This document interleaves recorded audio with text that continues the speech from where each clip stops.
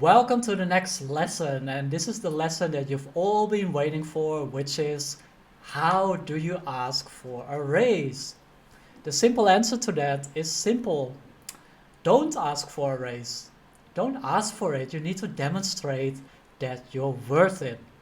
So many people, again, they're focused on their task. They say, "Hey boss, can I get a raise?" Of course he's gonna say no. Like, why would he give you a raise? Oh, because I worked so hard and I did this and this. He doesn't give a shit, or she doesn't give a shit. So never ask for a raise like directly, okay? You need to demonstrate that you're worth it, and you need to be proactive and bring confidence to them. The way that you ask for a raise is by asking for a performance review. Ask your manager, like, it's been 6 months since I worked here, and I noticed that we haven't done a performance review.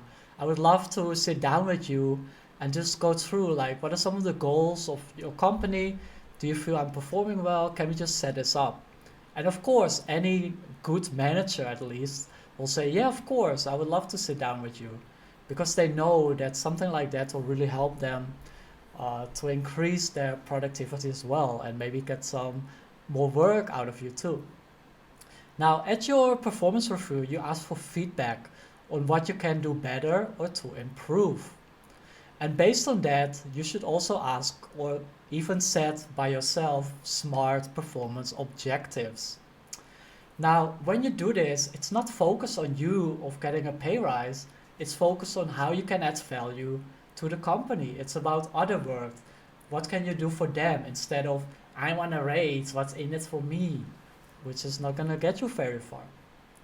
Now, the key thing with your key performance objectives is to find a way to tie your pay rise to your demonstration of why you're worth it.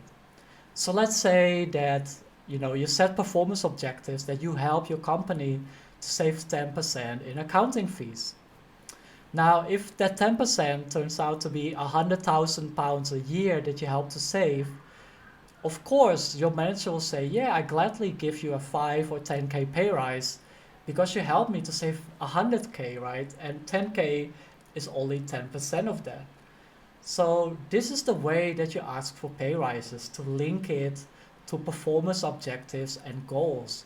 And this way your manager is also more able to justify it to their manager or to the company. Like, hey, we've done this annual performance review with Bart. We set this and this and this goal, and if we achieved it, I think it's worth that because it brings the company that. So you kind of help your manager to justify it to the company as well. Another example, you can say, I know that we haven't done the audits for many years. Like, can we actually tie my performance bonus to that? Like, okay, if I finish the audit on time with no penalties, maybe instead of a pay rise, you ask for a bonus, a one-off bonus. And this is a great way if your company doesn't really give pay rises, but they do give bonuses. Like, what projects can you bring up during your performance review, and how much is that worth to the company, and what kind of chunk can you take for that? Another thing you can do is to ask for a new project. Like maybe there's a long outstanding balance sheet reconciliation or an issue with a client that nobody wanted to do. And maybe you can link a pay rise to that. So be a little bit creative, but don't just ask for it. Now here's the thing too, like what do you do if your manager declines?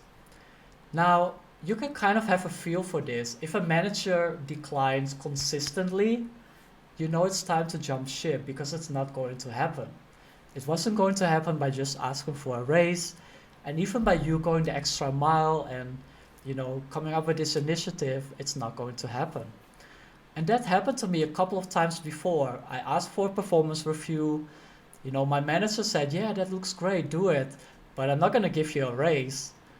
Like, that kind of arrogant behavior that led me to look elsewhere because I know it's not going to happen and I don't want to be stuck there forever without any pay rises. Now, unless you want to stay small and pay rises are not important to you, stay there. The choice is yours. But you got this course because you want to get a pay rise. And this is the way to do it. Now, here's a couple of questions for you to ponder or to consider.